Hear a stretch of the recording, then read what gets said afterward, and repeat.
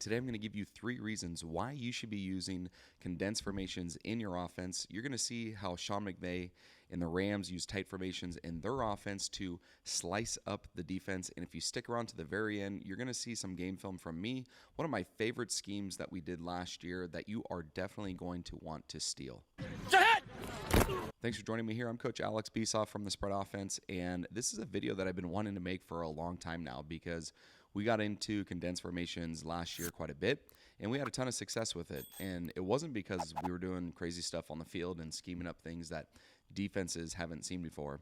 In fact, it was quite the opposite. We were just stupid simple with what we were doing. We had one formation of tight bunch. We had a couple run plays out of it, a couple pass plays out of it, one screen out of it. But we were highly effective with it because of what condensed formations can do for an offense, which is exactly why I wanted to make the video for you guys today, so you can see what it can do for your offense if you're currently not using condensed formations. Let's get to it. Talk about the 3 reasons why you should be using condensed formations in your offense, starting with the first one, and it is that it can give you leverage in your run game and in your pass game. So if you came from my previous video about when I talked about layering plays in your offense, then you saw some clips of how I use tight bunch in that condensed formation to gain a leverage in our run game with outside zone toss, which eventually became pin and pull. So the reason why you're able to gain a leverage is because of the natural blocking angles that come when you condense and squeeze down your formation. So what it does for you is it really shortens the edge and allows you to get to the perimeter as quick as possible, get your athlete the football in space. And so it's extremely effective in creating leverage in the run game. You also can get leverage in the pass game because as opposed to having wide splits or receivers that are at the top of the numbers to the bottom of the numbers, when receivers take those kind of splits, then you become a little bit more predictable because at that point, especially in high school football, you really have only one way to break in your route, which is most likely going to be in. So you are tipping your cap a little bit to the defense as to what you're doing because, again, at the high school level, I rarely see receivers running out-breaking routes from the bottom of the numbers like comebacks just because the window to throw the football there is so small, maybe a low percentage throw for that. So to avoid being predictable with condensed formations, when you squeeze down your receiver splits, now you give yourself 2-way goes. And what I mean by that is your receivers can now break in or they can break out because you have enough space to be able to do both. So you got receivers that can run shallow crosses, digs, posts, but then again, they can also run quick outs, sails, and corners. So by giving yourself the opportunity to a 2-way go, you really can take advantage of the leverage that you have against the defense that is pre-snap based on how they line up to you. The second reason for getting into condensed formations is that it can simplify the defense, and there's a few ways that it can do that. And the first way is that it can really make it difficult for defenses that want to play man coverage. And the reason why is because when you condense your formation and you're a tight bunch or a tight 2x2, it can be really difficult for defenses to stick to their main responsibilities because there's so many different ways that routes can be distributed off the line of scrimmage with rub routes and pick routes, and that can cause a lot of confusion. So DCs might just play it safe and check to zone or play cover 2 or cover 4. So you can kind of make the defense a little bit simple, force them to play certain coverages because if they do want to stick to their man responsibilities, then you can use motion or, like I said, you can use rub routes, pick routes, a lot of man beaters that come from condensed formations. So very simple to simplify the defense for offenses when you get into condensed formations. The other thing that it does for an offense in simplifying the defense is that it can dictate the strength of the defense. When you get into a balanced 2x2 look that's mirrored and the ball's in the middle of the field, you really have no idea how that defense is going to set their strength to the offensive formation. You don't really know where that 3-tech is going to be or the Sam or the nickel because they could dictate it based on where the running back is, the passing strength of the quarterback, and you're really allowing the defense to decide it for themselves. But when you get into condensed formations and you put a tight end on the ball or you put a point man on the ball that is close to that tackle, you're really kind of forcing that defense to play to the strength of your formation. So you can set that 3-tech to one side or the other, or you can force the nickel to travel with the tight bunch or the Sam linebacker to be on top of the tight bunch. So you can help yourself out as an offensive coordinator in dictating the strength of the defense, which will allow you to exploit that defense however you see fit when it comes to your offense. And the last reason for using condensed formations is because of the use of motion that you can have in these formations and how it can add to horizontal stress to the defense and how you can use motion to continue to gain leverage in the run game, in the pass game, and get guys out on the perimeter as quick as possible, which is exactly what you're going to see in this very first clip from the Rams. So let's dive in and take a look. I'm going to go over some pass plays to begin, and then we'll get to some run plays. But here the Rams are in a tight bunch set, and really what they love to do in their pass game, in their compressed formations, is they really like to attack the perimeter as quickly as possible. They really like to stress the flats and put those underneath defenders in some horizontal stress. And that's exactly what you're going to see here with this stick concept. The other thing that they really like to do is they really like to motion in these tight formations, and whether it's motioning to the concept or away from the concept. In this first example, you're going to see them motion away from the concept. So Cooper Kupp's going to come in motion here, and they're going to be running stick concept with these two to the boundary. So Puka Nacua is going to be running the stick concept right here, and then their tight end is going to be shooting right into the flat. So you can see already just by alignment, being in a tight formation, you can see how these defenders are close to the box, and really the Rams' goal is to be attacking this flat space that's underneath right there. They do a really great job of it. A simple read for Stafford. If the flat space is open right away, he's going to make a simple throw. If the corner jumps the flat, then based on numbers, then he probably will come off of it and come into their two-man concept on this side of the field. But what you're going to see is just how the tight formation gives them leverage in their pass game, creates space for them to be able to attack the perimeter. So let's take a look and see what it looks like. There it is, tight end right into the flat. Corner gets hung up on the route, the release by Puka on the point, and pretty obvious throw, simple catch and throw there, and that leads to a big first down.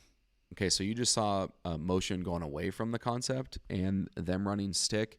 Here you're going to see a tight 2x2 ending up as a 3x1. So now they're going to bring motion to the concept, and it's still the same look, same concept, same end goal that they're trying to get with the stick concept. Just a little bit different the way of drawing it up. So they're going to bring their tight end in fast motion here, and he's immediately going to go into the flat. The receiver here is going to be running this hitch route, but you can see where that stick concept is made with stress into the flat and hitching up right here. They're going to bring Cooper Kupp, the number 3 receiver, and he's just going to run vertically, clear out, possibly run a corner route. But really what he is trying to do is he's trying to run interference and make contact with this hook curl defender who's trying to push out to the hitch route by the number 1 receiver. So again, kind of simple read here for the quarterback. If the flat is open, he's going to take it. If he widens with the flat, then he's going to try to throw the stick route right there. So here's gaining leverage, creating space through their formation, and using motion to open up those windows and stressing the flats horizontally. Now in this look, the Rams are in a tight bunch set, and they're going to bring motion again to the concept, and they're going to be working the concept to the boundary here. I really like the development and the design of this play, bringing motion to it. Another way of using motion from a tight formation to be able to get to space as soon as possible and using the leverage that they have. So you can see the tight 3x1 here. It's going to be Cooper Kupp coming in motion, and he's just going to be running right into the flat. Gets a little bit vertical behind the number 1 receiver who is running a corner route. But here he's going to come in motion, get into the flat, and they've got smash concept to the boundary. So man defense from the Saints here. Eyes going to the flat. Defender plays pretty heavy over the top, and it's just easy pitch and catch from there. Again, I like the tight formation, being able to bring them in motion and continue to work the outside leverage that they get from coming in motion and working the ball into the flat as quick as possible. High percentage throws. Now, I really, really like this concept here that I'm going to show you. It's a dagger concept from the Rams. Previous clips, you saw how they really like to attack the underneath stuff into the flats by putting horizontal stress on the defenders with their tight formations and through the use of motions.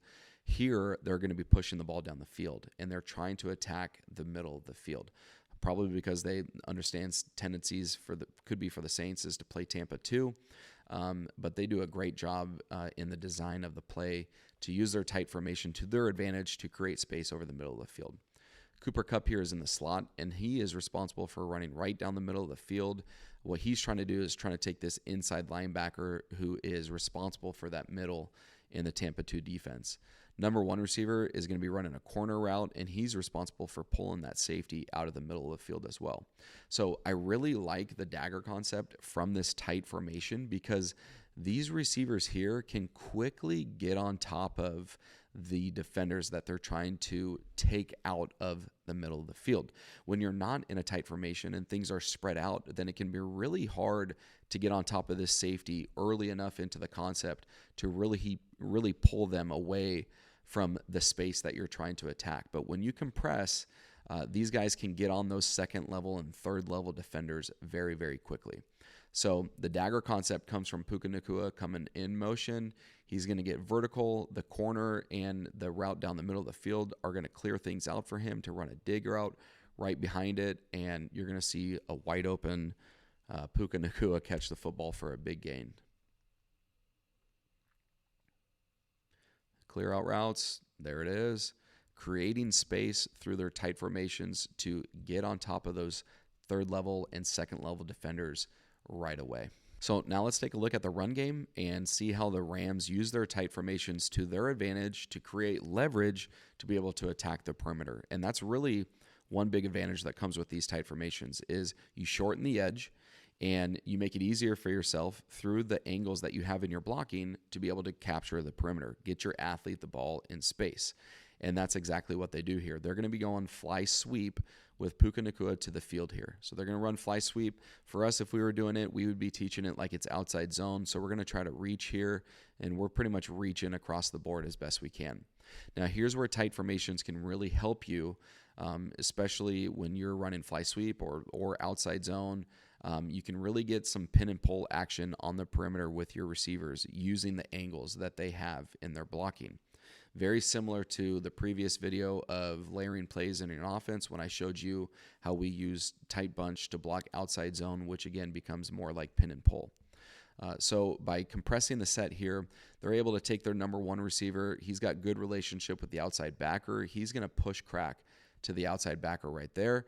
And then Cooper Kupp is going to pull around that block for the corner right there. So there's kind of your pin and pull on the perimeter.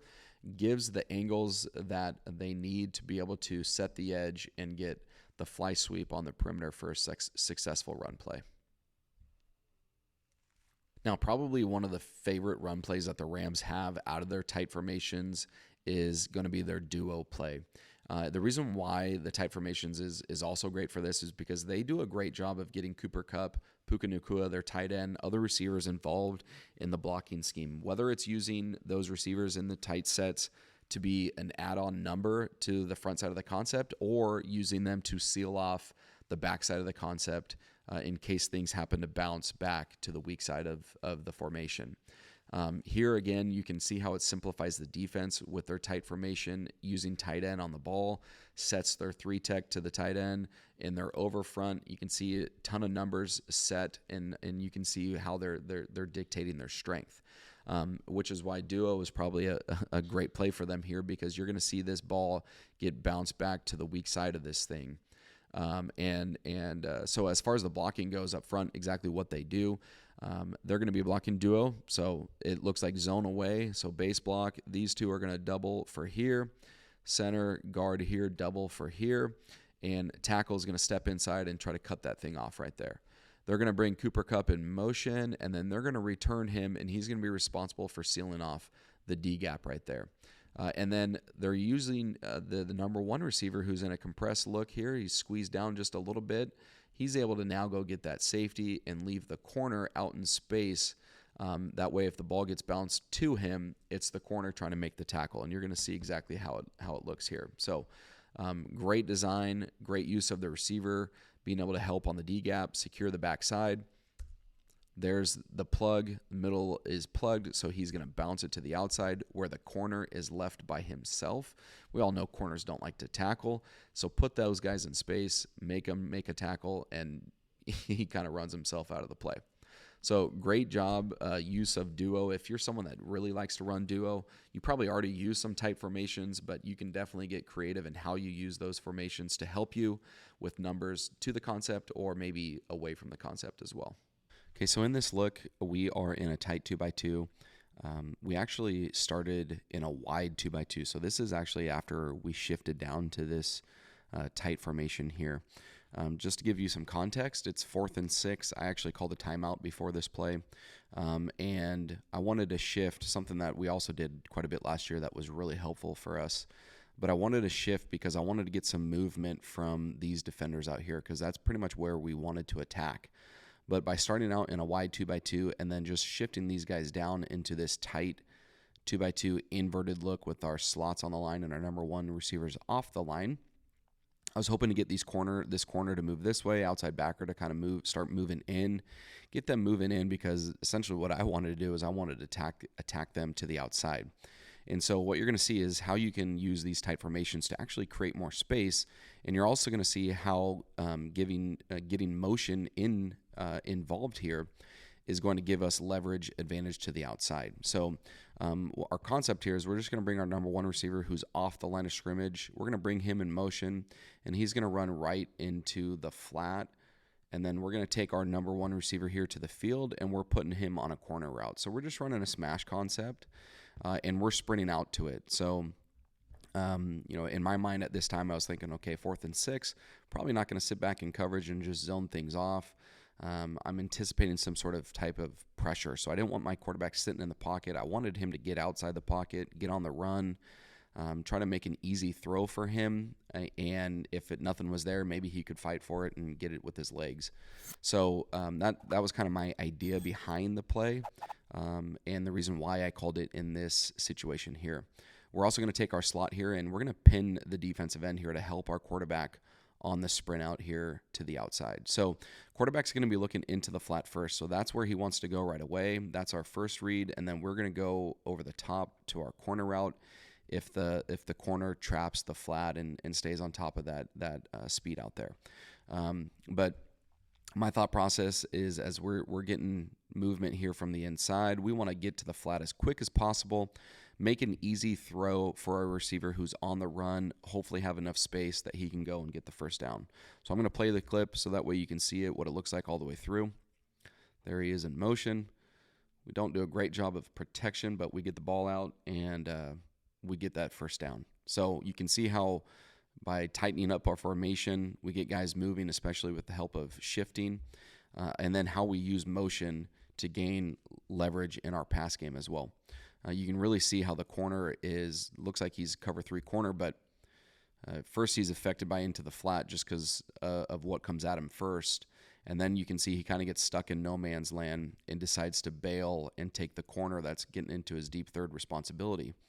And then that moves us into being able to attack the flat there. So one look for you guys, a concept that I think you can definitely steal this year if this is something that you guys do as far as tight formations. You got a quarterback that can throw in the run. Take this concept, use it, and you can dress it up as much as you want, which is what we did. But it can be highly, highly effective for you. Just so you see how tight formations and motions can really benefit your offense there.